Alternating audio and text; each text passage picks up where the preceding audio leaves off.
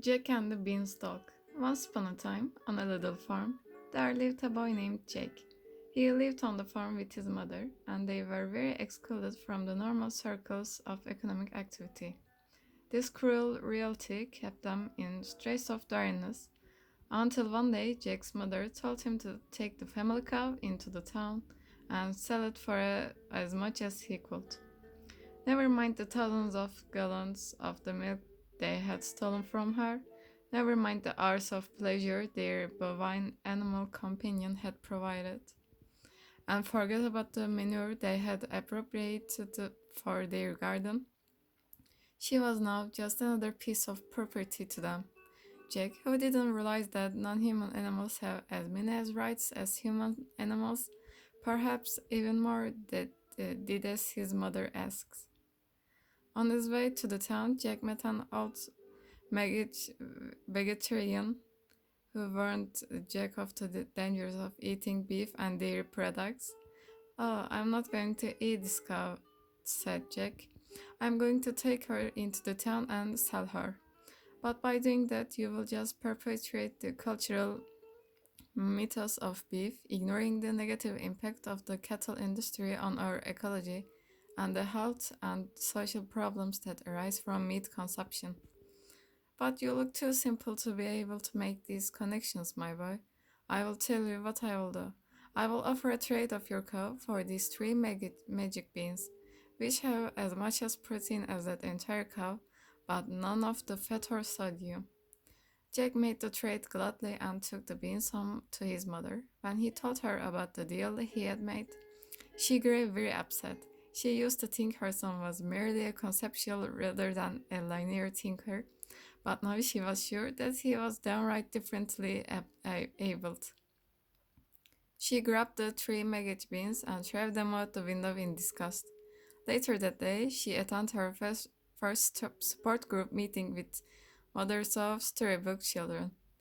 The next morning, Jack stuck his head out the window to see if the sun had risen in the east again. He was beginning to see a pattern in this. But outside the window, the beans had grown into a huge stalk that reached through the clouds. Because he no longer had a cow to milk in the morning, Jack climbed the beanstalk into the sky. At the top, above the clouds, he found a huge castle. It was not only big, but it was built to a larger than average scale, as if it were the home of someone who just happened to be a giant. Jake entered the castle and heard beautiful music wafting through the air. He followed the sound until he found its source, a golden harp that played music without being touched. Next to this self-actualized harp was a hen sitting on a pile of golden eggs. Now the prospect of easy wealth and mindless entertainment appealed to Jack's bourgeois sensibilities, so he picked up both the harp and the hen and started to run for the front door.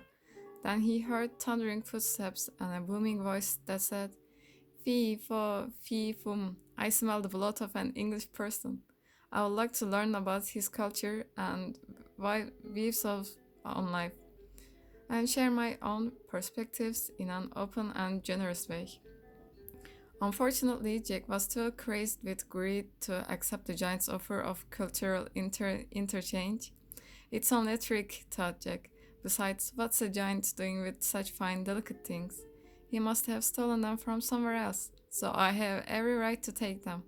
His frantic justifications, remarkable for someone with his overtaxed mental sources, revealed a terrible callousness to the giant's personal rights.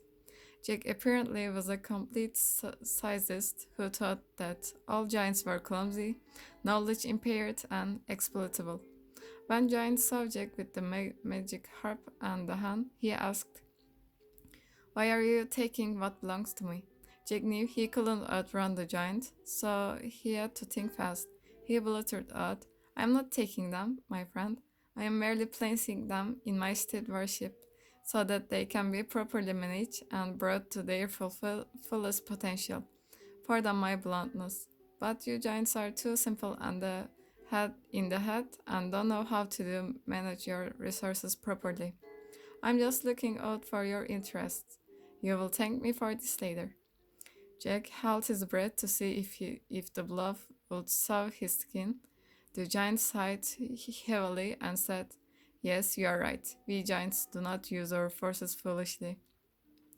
Why we can't even discover a new beanstalk before we get so excited and pick away at it so much that we pull the door thing right off the ground?" Jake's heart sank. He turned and looked out the front door of the castle. Sure enough, the giant had destroyed his beanstalk. Jake grew frightened and cried, "Now I'm trapped here in the clouds with you forever."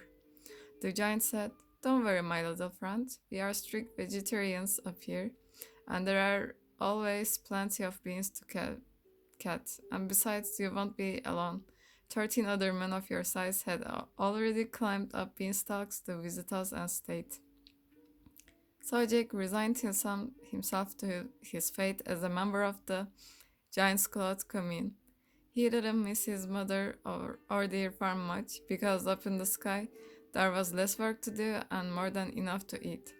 And he gradually learned not to judge people based on their size ever again, except for those shorter than he.